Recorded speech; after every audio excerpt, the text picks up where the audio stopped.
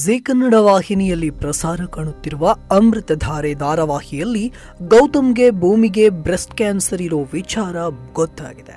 ಮದುವೆ ವಾರ್ಷಿಕೋತ್ಸವ ದಿನ ಭೂಮಿ ಹಾಗೂ ಗೌತಮ್ ಡಿನ್ನರ್ ಡೇಟ್ಗೆ ಹೋಗಿದ್ರು. ಅಲ್ಲಿ ರಕ್ತದ ವಾಂತಿ ಮಾಡಿಕೊಂಡಿದ್ದಾಳೆ ಭೂಮಿ.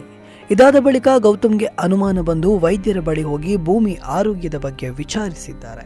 ಆಗ ಭೂಮಿಗೆ ಬ್ರೆಸ್ಟ್ ಕ್ಯಾನ್ಸರ್ ಇರೋ ಬಗ್ಗೆ ಹೇಳಿದ್ದಾರೆ. ಗೌತಮ್ ಗಾಬರಿಯಾಗಿದ್ದಾನೆ. ಗೌತಮ್ ಈ ಬಗ್ಗೆ ಭೂಮಿ ಬಳಿ ಚರ್ಚಿಸಿದ್ದು, ನಮ್ಮ ಪ್ರೀತಿ ಮುಂದೆ ಇದನ್ನ ಗೆಲ್ಲುತ್ತೇವೆ ಅಂತ ಭರವಸೆ ಕೊಟ್ಟಿದ್ದೇನೆ. ಭೂಮಿ ತನ್ನೆಲ್ಲ ಜವಾಬ್ದಾರಿಗಳನ್ನ ಗೌತಮ್ ಹೆಗಲಿಗೆ ರವಾನಿಸುವ ಕೆಲಸವನ್ನ ಭೂಮಿಕಾ ಮಾಡ್ತಾ ಇದ್ದಾಳೆ. ಈ ನಡುವೆ ಸಿಸ್ಟರ್ ಶಕುಂತಲಾ ಬೆನ್ನ ಹಿಂದೆಯೇ ಸೋದರ ಲಕ್ಷ್ಮೀಕಾಂತ್ ಬಿದ್ದಿದ್ದಾನೆ. ಎಲ್ಲರ ಮುಂದೆ ತಾನು ಬದಲಾದಂತೆ ನಡೆಸುತ್ತಿರುವ ಶಕುಂತಲಾ ಕೇಡಿ ಮಗ ಜಯದೇವ್ ಜೊತೆ ಕೈ ಜೋಡಿಸಿದ್ದಾಳೆ. ಶಕುಂತಳಲ್ಲಿ ಹಳೆಯ ದ್ವೇಷ ಕಾಣಿಸುತ್ತಿರೋದು ಲಕ್ಷ್ಮೀಕಾಂತ್ ಗಮನಕ್ಕೆ ಬಂದಿದೆ. ಮತ್ತೊಂದೆಡೆ ಮಲ್ಲಿ ಕಂಬ್ಯಾಕ್ ಶಕುಂತಳಲ್ಲಿ ಭಯ ಹುಟ್ಟಿಸಿದೆ. ಶಕುಂತಳನ್ನ ಭೇಟಿಯಾದ ಮಲ್ಲಿ IPS ಅಧಿಕಾರಿಯಂತೆಯೇ ಮಾತನಾಡಿ ತನ್ನ ಮುಂದಿನ ಗುರಿ ಮಾಜಿ ಗಂಡ ಜಯದೇವ್ ಎಂಬುದನ್ನು ಹೇಳಿದ್ದಾಳೆ. ಇದರಿಂದ ಮಲ್ಲಿಯನ್ನ ಎದುರು ಹಾಕಿಕೊಳ್ಳುವ ಮುನ್ನ 100 ಬಾರಿ ಯೋಚಿಸಬೇಕು ಅಂತ ಶಕುಂತಲಾ ನಿರ್ಧರಿಸಿದ್ದಾಳೆ. ಜಯದೇವ್ ಮನೆಯಿಂದ ಹೊರಗೆ ಬರಲು ಮತ್ತು ಭೂಮಿಕಾ ತಮ್ಮ ವಿರುದ್ಧ ನಿಂತಿರೋದಕ್ಕೆಲ್ಲ ಮಲ್ಲಿಯೇ ಕಾರಣ.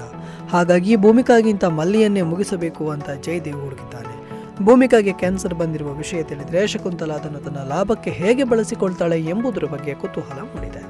ಧಾರಾವಾಹಿ ಇನ್ನೇನು ಮುಗಿಯುತ್ತದೆ, ಕೇಡಿ ಜಯದೇವ್ಗೆ ಶಿಕ್ಷೆಯಾಗುವುದು ಬಾಕಿ ಇದೆ ಎಂದೇ ವೀಕ್ಷಕರು ಭಾವಿಸಿದ್ರು. ಅದರ ಮಧ್ಯೆ ನಾಯಕಿ ಭೂಮಿಕಾಗೆ ಬ್ರೆಸ್ಟ್ ಕ್ಯಾನ್ಸರ್ ಬಂದಿರುವುದನ್ನು ವೀಕ್ಷಕರು ಸಹಿಸ್ತಿಲ್ಲ. ನೀವು ಕ್ಯಾನ್ಸರ್ಗೆ ಚಿಕಿತ್ಸೆ ಇಲ್ಲವೇ ಎಂಬಂತೆ ಹೇಳುತ್ತಾ ಅನೇಕ ಕ್ಯಾನ್ಸರ್ ರೋಗಿಗಳಲ್ಲಿ ಭಯ ಹುಟ್ಟಿಸ್ತಾ ಇದ್ದೀರಿ ಅಂತ ತಕರಾರು ತೆಗೆದಿದ್ದಾರೆ. ಅಮೃತಧಾರೆ ಧಾರಾವಾಹಿ ಜೀ ಕನ್ನಡ ವಾಹಿನಿಯಲ್ಲಿ ಪ್ರಸಾರ ಕಾಣ್ತಾ ಇದೆ. ಛಾಯಾ ಸಿಂಗ್ ಭೂಮಿಕಾ ಎನ್ನುವ ಪಾತ್ರದಲ್ಲಿ ಕಾಣಿಸಿಕೊಂಡಿದ್ದಾರೆ. ಈ ಧಾರಾವಾಹಿ ಜೀ ಕನ್ನಡ ವಾಹಿನಿಯಲ್ಲಿ ಸೋಮವಾರದಿಂದ ಶುಕ್ರವಾರ ಸಂಜೆ 7 ಗಂಟೆಗೆ ಪ್ರಸಾರ ಕಾಣ್ತಾ ಇದೆ.